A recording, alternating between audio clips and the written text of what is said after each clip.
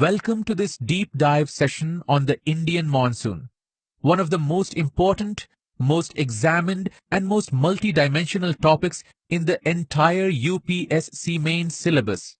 The Indian monsoon is not just a chapter in geography. It is the pulse of this nation. Think about this. Roughly 75% of India's annual rainfall comes from just 4 months of the southwest monsoon. India grows its rice, its wheat, its cotton, its sugarcane, all riding on the back of these 4 monsoon months. The monsoon decides whether the farmer smiles or cries. It decides the price of vegetables in your market, the water level in your city's reservoir, and even the direction of the Indian economy in a given year. In this session, we are going to cover everything the UPSC examiner could possibly ask: the mechanism, the onset, the variability, El Niño, La Niña, the Indian Ocean Dipole, agriculture, floods and droughts, climate change impacts, and most importantly, how to write about the monsoon in a mains answer. So let us begin. Before we dive into the science, let us start with the word itself. The word monsoon comes from the Arabic word Mawsynram, which simply means season. Arab sailors who used to navigate the Indian Ocean knew that twice a year the winds would change direction completely, and they used these predictable winds to sail to India and back. So technically, a monsoon is a seasonal reversal of winds accompanied by heavy rainfall. The key phrase here is seasonal reversal. The winds don't just blow strongly, they flip direction entirely between summer and winter. That is what makes the monsoon different from ordinary rainfall. Now, India experiences not just one, but 4 types of rainfall-related systems. The most important is the southwest monsoon, from June to September, which gives us 75 to 90% of our annual rainfall. This is what most people mean when they say the monsoon. The second is the northeast monsoon, from October to December, which is actually the retreating southwest monsoon, picking up moisture from the Bay of Bengal and bringing rainfall to Tamil Nadu, Andhra Pradesh, and Sri Lanka. Tamil Nadu actually gets more rain from the northeast monsoon than the southwest. The third is pre-monsoon showers, from March to May, which includes the famous Kalbaizaki, or nor'westers of West Bengal, and the mango showers of Kerala and Karnataka. And the fourth is western disturbances, extratropical cyclones that travel from the Mediterranean Sea to northwestern India during winter, bringing snowfall to the Himalayas and winter rain to Punjab and Haryana, which is critical for the Rabi wheat crop. These 4 types together make India one of the most weather-diverse nations on earth. Now we come to the science, the most frequently examined part. How does the southwest monsoon actually form? What drives these massive wind systems? Let us understand this step by step. Look at the 5-step flow diagram on this slide. This is the complete logical chain that creates the southwest monsoon every single year. Let us walk through it. Step 1. Land heats up. By May and June, the Indian subcontinent, especially the Thar Desert and Pakistan, heats up to an extraordinary 45 to 48 degrees Celsius. This intense heating creates a powerful low pressure zone over northwest India. When land heats up, the air above it rises, and that rising air creates low pressure at the surface. Step 2. Ocean stays cool. Meanwhile, the Indian Ocean and the Bay of Bengal remain much cooler, around 26 to 28 degrees Celsius. The ocean cannot heat up as quickly as land, and over the cooler ocean, we have high pressure, the opposite of what is happening over land. Step 3. Pressure gradient. Now we have a steep pressure difference, very low pressure over land and high pressure over the ocean. Air always flows from high pressure to low pressure, so the moist ocean air starts rushing toward the Indian subcontinent. This is basic physics. Step 4. The Coriolis force. But the wind doesn't come straight from south to north. The earth is rotating, and due to the earth's rotation, winds are deflected to the right in the northern hemisphere. This is called the Coriolis force. The southern hemisphere's southeast trade winds cross the equator, get deflected to the right, and become the southwest monsoon winds. That is why they are called the southwest monsoon, because they blow from the southwest to the northeast. Step 5. Orographic lift. When these moist winds hit the Western Ghats, the Himalayas, and the hills of northeast India, they are forced upward. As they rise, they cool down. Cooling leads to condensation. Condensation leads to clouds. Clouds lead to rain. This is called orographic rainfall. This is why the windward side of the Western Ghats gets 200 to 400 centimeters of rain, while the leeward Deccan Plateau gets very little. Now there is one more critical factor, the jet stream. The subtropical westerly jet stream flows along the south of the Himalayas during winter. By June, it shifts north above the Himalayas. This shift is absolutely critical because it removes the barrier to the northward movement of the Intertropical Convergence Zone, or ITCZ. Without this jet stream shift, the monsoon cannot advance over India. The southern easterly jet, at a height of around 15 kilometers, also plays a role in driving the southeast trade winds across the equator. Remember, differential heating, pressure gradient, Coriolis force, ITCZ migration, jet stream shift, 5 concepts. Together, they create the Indian monsoon. Now, let us track the journey of the monsoon from its first landfall on the Kerala coast to its final withdrawal from Rajasthan, date by date, branch by branch. Look at the table on the left side of this slide. These are the normal onset dates that IMD, the India Meteorological Department, has established based on over 100 years of data. The monsoon officially arrives on Kerala coast around the 1st of June, with a variation of plus or minus 7 days. This is the date the entire nation waits for. IMD declares the monsoon onset based on 3 criteria: sufficient rainfall, wind direction, and a measure called outgoing long-wave radiation over Kerala. All 3 must be satisfied simultaneously. From Kerala, the monsoon advances rapidly. Mumbai receives it by around June 10th. The Ganga Plains get the Bay of Bengal branch around June 10 to 20. But northwest India, Delhi, Rajasthan has to wait until July 1st. Rajasthan's northwest corner doesn't get the monsoon until mid-July. Interestingly, northeast India, Assam and Meghalaya receives the monsoon even before Kerala because the Bay of Bengal branch arrives there by late May through Myanmar. Now look at the right side, the 2 branches of the southwest monsoon. The Arabian Sea branch hits the Kerala coast first. It is the stronger of the 2. It then splits into multiple arms. One goes straight into the Western Ghats, producing 200 to 400 centimeters of rainfall on the windward side. A second arm curves around to Gujarat, Rajasthan and Punjab. And a third arm moves over Saurashtra and Kutch before joining the Bay of Bengal branch over the Ganga Plains. The Bay of Bengal branch enters through the Andamans by May 20th, reaches Assam by late May, and then moves westward along the Ganga Plains in a progression from east to west. And it is this branch that hits the Khasi Hills of Meghalaya, creating Mawsynram, the wettest place on earth, with an average annual rainfall of 1141 centimeters. Now, withdrawal. The monsoon begins withdrawing from northwest Rajasthan around September 1st and retreats southeast over the next 3 months. It leaves the entire country by December 15th. As it retreats from the Bay of Bengal coast, it picks up moisture. And that is what creates the northeast monsoon rainfall for Tamil Nadu and Sri Lanka. India is a land of extreme rainfall contrasts. The same country has Mawsynram in Meghalaya, receiving 1100 centimeters of rain every year, and Jaisalmer in Rajasthan, receiving barely 15 centimeters. That is a difference of 70 times. No other country of comparable size has such a dramatic rainfall gradient. Let us understand the 4 rainfall zones. Zone 1. Heavy rainfall, more than 200 centimeters.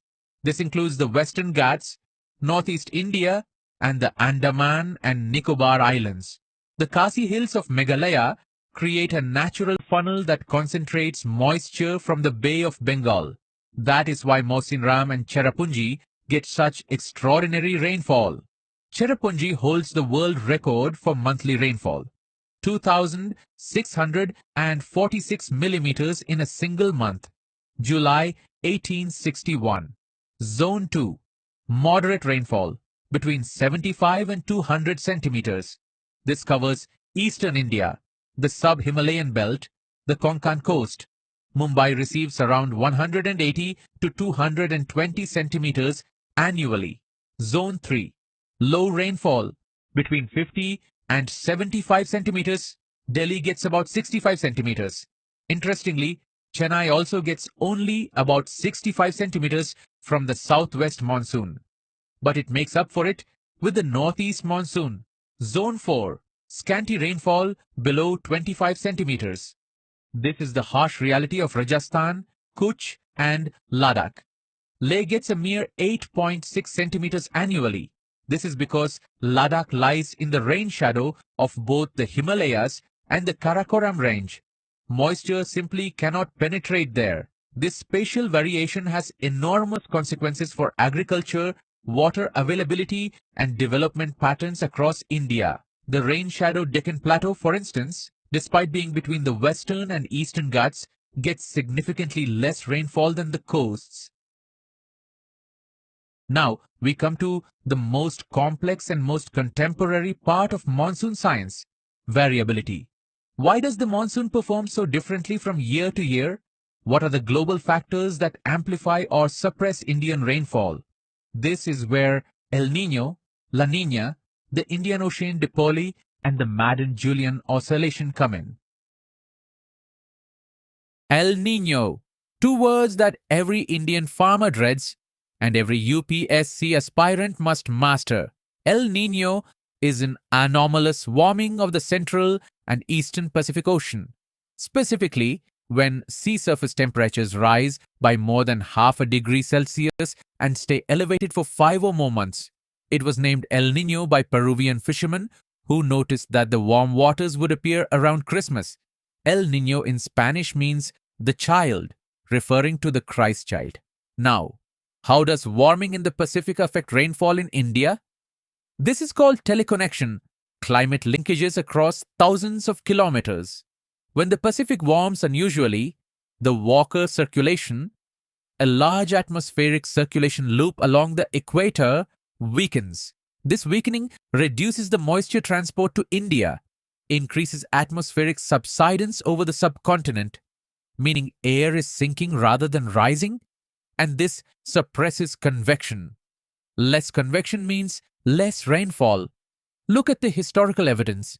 The Great Droughts of India, 1877, 1918, 1987, 2002, 2009, 2015. All coincided with El Niño events. IMD uses the ENSO index as one of its primary inputs when making the long-range forecast each April. But, and this is a critical nuance, not every El Niño causes a drought. Why? Because of the Indian Ocean Dipole, which we will discuss in the next slide. La Niña is the exact opposite. Anomalous cooling of the Central Eastern Pacific. It strengthens the Walker circulation, enhances moisture flux to India, and leads to above normal rainfall. Years like 1988, 1994, 2010, and 2020, strong La Niña years, saw floods and excess rainfall in India. La Niña is generally beneficial for Indian agriculture, but it too can cause misery if active spell rainfall is too concentrated or river systems are overwhelmed. For UPSC, the key is to present both sides. El Niño tends toward deficit, La Niña tends toward surplus. But neither is deterministic. Context and other factors matter enormously. Now we come to the counterweight to El Niño, the Indian Ocean Dipole, and the intra-seasonal driver, the Madden-Julian oscillation. The Indian Ocean Dipole, or IOD, is an east-west gradient of sea surface temperatures within the Indian Ocean itself. when the Western Indian Ocean is warmer than the Eastern Indian Ocean. That is a positive IOD. And a positive IOD is wonderful news for India because it enhances moisture supply from the Western Indian Ocean directly into the monsoon current. Here is the most important real-world example for your UPSC answer. In 2019, there was a moderate El Niño, which would normally tend to suppress the monsoon. But there was also a very strong positive IOD. And the two effects cancelled out. India received above normal rainfall that year, 110% of the long period average. This is a perfect example of the complexity of monsoon prediction. One factor does not determine the outcome. Multiple factors interact. A negative IOD, warmer eastern, cooler western Indian Ocean, weakens the monsoon and can amplify the damage of an El Niño year. Now, the Madden-Julian oscillation, or MJO. This is an intra-seasonal oscillation, a 30 to 60-day cycle that moves eastward along the equator. It alternates between phases of enhanced convection, more clouds and rainfall, and suppressed convection, dry periods. Scientists Roland Madden and Paul Julian discovered this in 1971. Within a single monsoon season, the MJO helps explain why we have active spells, weeks of heavy, widespread rainfall, followed by break spells, dry, hot periods. When MJO is in an active phase over the Indian Ocean, India gets more rain. When MJO moves to the Pacific, India enters a break. Extended range weather forecasts, predictions for the second and third week ahead now heavily rely on MJO phase analysis. Even within the monsoon season, June to September, the rainfall is not uniform. India experiences alternating periods of very heavy, widespread rainfall called active spells and dry hot periods called break spells. During an active spell, the monsoon trough, a belt of low pressure, lies close to the Himalayan foothills. Low pressure systems, sometimes called monsoon depressions, form over the Bay of Bengal and move northwest across India, bringing widespread rainfall. These are the weeks when rivers are in flood and farmers are plowing their fields. During a break spell, the monsoon trough shifts. It either moves north to the foothills, where rain continues in the Himalayas, or it retreats south toward the ocean. The central and peninsular parts of India dry out. Temperatures rise. The sky is cloudless, but the monsoon has effectively paused. Here is the critical agricultural dimension. A prolonged break, lasting 3 weeks or more during the Kharif sowing period, is deeply concerning. Paddy transplanting gets delayed. Soil moisture depletes. If the break happens at the wrong time, it can devastate crop yields even if the total seasonal rainfall is normal. This is why simply knowing whether the monsoon will be normal or deficit at a seasonal level is not enough for farmers. They need week-by-week guidance, which is what extended range forecasts try to provide. The challenge of predicting break events beyond 10 days remains one of the major unsolved problems in monsoon science. It has often been said that the Finance Minister of India is not the person who presents the budget in Parliament. The real Finance Minister of India is the Southwest Monsoon. Let us understand why. India has 3 crop seasons, and the monsoon touches all of them directly or indirectly. The Kharif season, June to July sowing, September to November harvest, is entirely monsoon dependent. These are the rain-fed crops: rice, maize, jawar, bajra, cotton, soybean, groundnut, tur dal. 58% of Indian farmers have no irrigation. They rely purely on rainfall. A delayed or weak southwest monsoon means delayed sowing, stressed crops, and reduced yields. The Rabi season, October to November sowing, February to April harvest, is primarily irrigated. But even here, the monsoon matters. A good southwest monsoon recharges soil moisture and groundwater. Farmers going into the Rabi season with well-moistened soil and full reservoirs produce far better wheat, mustard, and gram crops. The Zaid season from March to June. Cucumbers, watermelons, green vegetables is irrigated but depends on reservoir levels that are themselves determined by the previous monsoon. Now look at the economic numbers across the bottom of the slide. 58% of India's farmers are rain-fed, completely dependent on the monsoon. Agriculture accounts for 16% of GDP directly, but employs 42% of the workforce. Research shows that a 10% deficit in monsoon rainfall leads to approximately 2% reduction in GDP. This is the monsoon multiplier effect, and it doesn't stop with agriculture. A strong monsoon boosts rural purchasing power. Farmers earn more, spend more. This drives demand for tractors, fertilizers, two-wheelers, FMCG goods. The Sensex actually reacts to IMD's monsoon forecast. Financial markets price in monsoon outcomes because they know the economy depends on it. The Reserve Bank of India explicitly considers the monsoon forecast in its Monetary Policy Committee deliberations.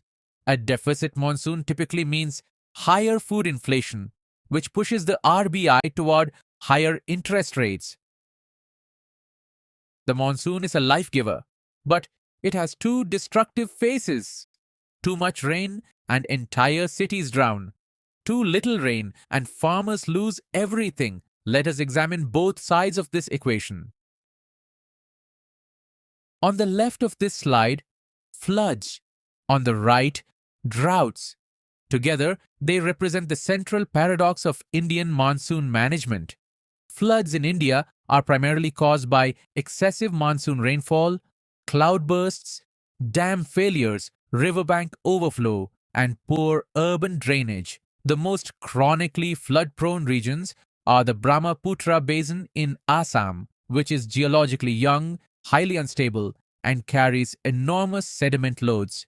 Bihar, where rivers like the Kosi, Gandak, and Gagra regularly breach their banks, and coastal Odisha and Andhra Pradesh. But there is a new category of flood that is increasingly relevant for UPSC, glacial lake outburst floods or GLOFs. Climate change is melting Himalayan glaciers, creating unstable glacial lakes. When these lakes breach, the downstream destruction is catastrophic. Kedarnath 2013, Shamoli 2021, and the 2023 Sikkim flood were all GLOF events. These are becoming more frequent and more severe. Urban flooding is another modern crisis. Mumbai 2005, Chennai 2015, and Mumbai again in 2017.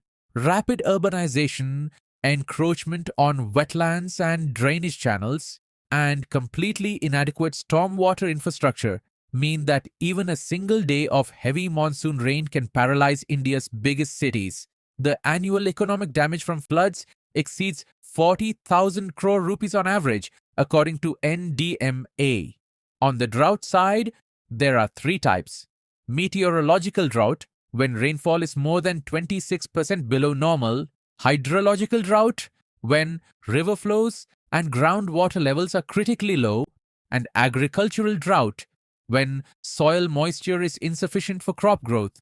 The chronically drought-prone regions are Rajasthan, parts of Gujarat, Marathwada, and Vidarbha in Maharashtra, where farmer suicides have become a tragic annual occurrence.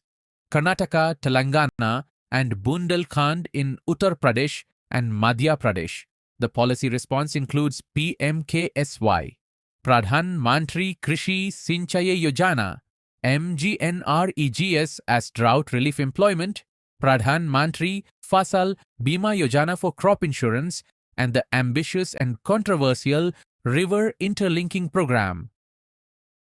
The most contemporary and most challenging dimension of the Indian monsoon is how climate change is altering it. This topic appeared in UPSC mains in 2022 and has high probability of reappearing. Let us look at the evidence and the paradoxes. IPCC's 6th Assessment Report, AR6 2021, has documented several important trends in the Indian monsoon due to climate change. Let us go through them. Rising sea surface temperatures. The Arabian Sea and Bay of Bengal are warming at 0.1 to 0.3 degrees Celsius per decade. Warmer oceans mean more evaporation, more moisture in the atmosphere. This sounds beneficial, but more moisture in an unstable atmosphere leads to more intense, concentrated rainfall events rather than more widespread, gentle rain. This is the key distinction. Weakening circulation. Here is the central paradox of monsoon and climate change. Warming temperatures increase moisture in the atmosphere, which should give more rain. But warming also weakens the large-scale atmospheric circulation that drives the monsoon, because the land-sea temperature contrast reduces as oceans warm faster than before. IPCC 6 projects a 5 to 10% weakening of monsoon circulation per degree of warming. The net result? Fewer rainy days, but more intense events when it does rain. Flooding droughts, where the total seasonal rainfall is near normal, but it comes in dangerous concentrated bursts. Onset delays. Studies from the Indian Institute of Tropical Meteorology and IMD show that the average monsoon onset date has shifted by 5 to 7 days later since the 1950s. However, there is high interannual variability. 2020 was 12 days early, 2022 arrived on May 29th, so predicting onset timing is harder than ever. Glacial impact. Himalayan glaciers are losing mass. In the short term, this actually increases river flows, which can cause floods. But in the long term, as glaciers shrink, water stress will intensify in river-dependent basins during dry seasons. Permafrost thawing destabilizes slopes, and when monsoon rains hit these unstable slopes, landslides multiply. Vegetation feedback. Deforestation reduces the moisture that trees release into the atmosphere through transpiration. The Aravallis, heavily stripped of their original forest cover, can no longer funnel moisture into Rajasthan the way they once might have. Land use changes are amplifying aridification in already dry regions. For your answer, always present this as a paradox. More moisture but less predictable. More intense but fewer rainy days. Scientifically uncertain at the regional level, but directionally concerning. India has one of the world's most important meteorological services, the India Meteorological Department, founded in 1875. Let us understand how IMD forecasts the monsoon at different time scales. Long-range forecast, released in April and updated in June. This is the most anticipated forecast of the year. It tells us whether the seasonal rainfall will be above, below, or near normal, expressed as a percentage of the long period average of 87 centimeters. IMD uses a combination of dynamical models through the Monsoon Mission Program and statistical predictors including ENSO, IOD, Eurasian snow cover, and North Atlantic Sea surface temperatures. When the forecast says 96 to 104% of LPA, that is normal, below 90% is deficient. Extended range forecast, covering day 16 to day 22 ahead. This tells farmers and reservoir managers whether the coming weeks will be active or break monsoon conditions. It is based heavily on MJO phase analysis and multi-model ensemble forecasting. Medium range forecast, 3 to 10 days ahead, uses numerical weather prediction models including IMD's own T799 model and the globally respected ECMWF model. Drives the district agromet advisories that are sent to Krishi Vigyan Kendras every Tuesday. Now casting 0 to 6 hours based on Doppler weather radar, satellite imagery and automatic weather stations. This is what gives the cloudburst and flash flood warnings that can save lives. IMD's forecast accuracy has improved dramatically in the last 2 decades thanks to supercomputing capacity, satellite data, and the monsoon mission. The success of IFLOS, the Integrated Flood Early Warning System, in cities like Mumbai has reduced flood deaths significantly. Beyond the main monsoon, India experiences several regional weather phenomena that are both scientifically interesting and practically important, and frequently asked in UPSC. Let us cover the most important 6.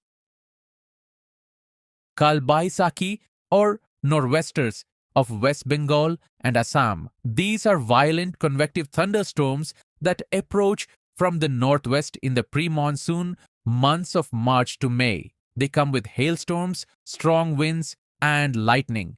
In Bengali, Kalbaisaki means calamity of the Baisakh month. Despite their destructive nature, they are beneficial for crops like mangoes, tea, and jute, giving them the water they need before the main monsoon arrives. Mango showers of Kerala and Karnataka. Light convective showers in April and May that help mango fruits ripen. They are also called blossom showers because they trigger the flowering of coffee plants. These are driven by local convection from the Bay of Bengal moisture, LOO, the hot, dry, dusty wind of Punjab, Haryana, UP, and Rajasthan. It blows from the southwest to northeast in May and June afternoons, with temperatures reaching 45 to 48 degrees Celsius. It causes severe heat strokes and can be lethal. The LU disappears as soon as the monsoon arrives. Cyclones, particularly in the Bay of Bengal and Arabian Sea, in the pre-monsoon and post-monsoon periods. The Bay of Bengal generates 6 times more cyclones than the Arabian Sea because it is a semi-enclosed warm water basin. Sea surface temperatures above 27 degrees Celsius are the energy source for cyclones. Climate change is increasing the intensity of cyclones. Amphan in 2020, Taukte in 2021, Biparjoy in 2023 were among the most powerful ever recorded. Orographic rain caused by the lifting of moist winds over mountain barriers. The Western Ghats are the prime example, over 250 centimeters on the windward side, less than 40 centimeters on the leeward Deccan Plateau. Mawsynram's extraordinary rainfall is a perfect example of the orographic effect combined with the funnel-shaped geography of the Khasi Hills. Western disturbances, extratropical cyclones from the Mediterranean that travel east along the polar jet stream and bring snow to J&K, Himachal, and Uttarakhand in winter, critical for the Rabi wheat crop in Punjab, Haryana, and western UP. The monsoon's significance goes far beyond agriculture and weather. It shapes India's economy, energy, water security, health, culture, and governance. Let us take a panoramic view of all these dimensions, which will give your UPSC answers true depth and breadth. Economy and markets. A strong monsoon creates a positive rural economy cycle. Farmers earn more, rural purchasing power rises, and demand for FMCG goods, tractors, fertilizers, and two-wheelers goes up. The Bombay Stock Exchange reacts to the monsoon forecast. In the weeks after a good monsoon forecast, the Sensex typically rises as investors expect strong rural consumption. The RBI factors monsoon into monetary policy. A deficit monsoon leads to higher food inflation, leads to possible interest rate hike. Energy security. Hydropower accounts for roughly 12% of India's electricity generation. Multi-purpose dams like Bhakra Nangal, Hirakud, and Sardar Sarovar Dam depend on monsoon flows to generate power. A weak monsoon depletes reservoirs, reduces hydropower output, and forces greater reliance on thermal power, increasing coal consumption and carbon emissions. Water security. 90% of the Ganga River's flow is contributed by the monsoon. 40% of India faces water stress in non-monsoon months. Urban water supply systems depend on reservoirs filled by monsoon. The groundwater crisis, highlighted by Niti Aayog's warning that 70% of India's groundwater could be critically depleted by 2030, is fundamentally linked to monsoon recharge patterns. Health. Monsoon brings with it a surge of waterborne diseases.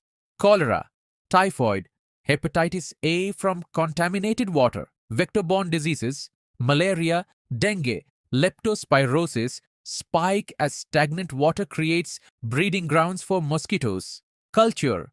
Monsoon is deeply embedded in Indian cultural life. The Tej festival celebrates the arrival of monsoon in Rajasthan. Onam in Kerala marks the harvest. Classical music ragas, Rag Meghmalhar, Rag Desh evoke the rains. Kalidasa's immortal Sanskrit poem Meghadutta, the Cloud Messenger, is perhaps the most beautiful literary tribute to the monsoon ever written. Governance.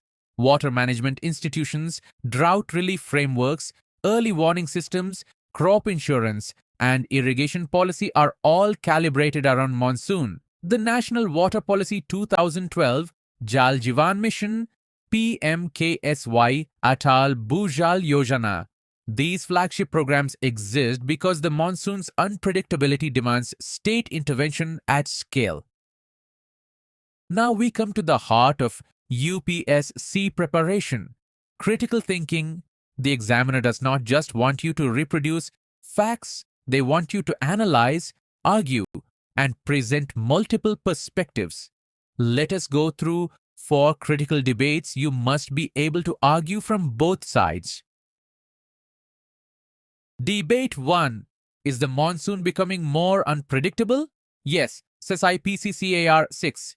Increased variability, rainfall clustering, erratic onset dates. But the long-term average has remained relatively stable at around 117 centimeters. The key distinction for UPSC is between variability, year-to-year swings, and long-term trend. Both are happening, but at different rates. Debate 2. Will river interlinking solve India's monsoon dependence? Proponents say yes. Transfer water from surplus basins like the Brahmaputra to deficit basins like Rajasthan. Ken-Betwa interlinking project was approved in 2021, the first actual step, but critics raise serious concerns. Ecological disruption, interstate water disputes, enormous cost estimated at 5.5 lakh crore rupees, and the risk that donor basins may themselves face deficits due to climate change. For UPSC, present both sides and reach a balanced conclusion. Debate 3. Is rainwater harvesting the real answer? India's groundwater depletion crisis makes rainwater harvesting highly attractive. NITI Aayog's Composite Water Management Index shows alarming groundwater decline. Traditional systems, Yohads, stepwells, Zabo in Nagaland, check dams in Gujarat, have proven results. The Atal Bhujal Yojana is reviving them, but scaling up requires community participation, legal backing, and integration with urban planning. Debate 4. Climate change or natural variability? Which drives monsoon change? Both. The honest answer is that internal climate variability, ENSO IOD, still dominates at the decadal scale, but anthropogenic forcing is now the dominant signal in the long-term trend. Attribution studies, like those showing that the 2021 Uttarakhand floods were 5 times more likely due to climate change, help distinguish the two. The IPCC uses probabilistic attribution, not deterministic. On all 4 debates, your answer will stand out if you present both sides and reach a nuanced conclusion rather than taking a black and white position. Here are the most important data points you must commit to memory for UPSC answers. Use these strategically. 1 or 2 well-placed data points per paragraph is the ideal density. The long period average of Indian monsoon is 87 centimeters. This is the 1971 to 2020 baseline, revised from the earlier 89 centimeters figure. Always use 87 centimeters in your current answers. Mawsynram, Meghalaya, 1,141 centimeters average annual rainfall. World's wettest inhabited place, Leh, Ladakh, 8.6 centimeters. Dramatic contrast for any essay or answer. 75 to 90% of India's annual rainfall comes from the 4-month southwest monsoon season. IMD defines normal monsoon as 96 to 104% of LPA. Below 90 is deficient. Below 75 is a drought year. The coefficient of variation of Indian monsoon rainfall is about 10% nationally, meaning the year-to-year variation is around 10% of the average, but regionally, especially in Rajasthan, it can exceed 30%. This illustrates why national-level normal monsoon statistics can mask severe regional droughts. IMD was founded in 1875. It is one of the oldest meteorological organizations in the world. El Niño frequency, roughly every 2 to 7 years. Statistical studies show that El Niño years have a 50% probability of producing deficit monsoon rainfall in India. Cherrapunji holds the world monthly rainfall record, 2,646 millimeters in July 1861. It is a great illustration of orographic concentration of rainfall. Here is a sample question that could appear in UPSC Mains Paper 1. Geography. The Indian monsoon is both a lifeline and a source of disaster for India. Discuss with reference to its mechanisms, variability, and climate change linkages. 250 words. Let me show you the 6-part structure that will give you maximum marks. Introduction, 3 to 4 lines. Do not start with "the monsoon is." Instead, use a striking opening. You could say, "Monsoon is India's agricultural calendar, economic barometer, and cultural identity rolled into one, governing the life of over 1 billion people across 4 months of rain." Then mention the LPA and the 75% figure to ground it in data. Mechanism, 4 to 5 lines. Differential heating, pressure gradient, Coriolis force, ITCZ, jet stream shift. Mention both branches, Arabian Sea and Bay of Bengal. Show you understand the multi-scale nature of the system. Variability and drivers, 5 to 6 lines. El Niño tends toward deficit, La Niña toward surplus, EOD as a counterweight, MJO for intra-seasonal variability. The 2019 example, El Niño offset by positive IOD, is perfect here. Disasters, 4 to 5 lines. Both extremes, floods, Assam, Bihar, Gulfs, urban flooding. Droughts, Marathwada, Bundelkhand. Economic cost, cite specific events and years. This demonstrates reading. Climate change, 3 to 4 lines, more intense but fewer events. Onset delays, IPCC AR6 evidence, the flooding drought, paradox. Attribution studies, conclusion, 2 to 3 lines. Do not summarize, add something new. Connect to policy, PMKSY, early warning systems, crop insurance, Jal Jeevan mission, and connect to SDG 13, climate action, and SDG 2, zero hunger, for that extra dimension that signals a strategic thinker. A 250-word answer with this structure, backed by 3 or 4 specific data points and a contemporary example, will consistently score in the top bracket. Look at the concept map on the screen. All 8 dimensions of the Indian monsoon, radiating from the central circle, mechanism and ITCZ, onset and withdrawal, ENSO and IOD links, forecasting and IMD, climate change, agriculture and economy, floods and droughts, and regional phenomena. This is the image I want you to carry with you as you walk into your exam hall. The Indian monsoon is not just a chapter in geography. It is the singular thread that connects everything about India. Its ecology, its agriculture, its water, its economy, its culture, and its governance. When you see a question about monsoon variability, think Walker circulation, think ENSO, think IOD. When you see a question about farmer distress, think monsoon dependence, think crop insurance, think rain-fed agriculture. When you see a question about climate change, think of the paradox: more moisture, more uncertainty, fewer rainy days but more floods. Master the monsoon and you will have mastered a topic that runs through GS1 Physical Geography, GS3 Agriculture and Economy, and the essay paper. Best of luck with your preparation. You have got this.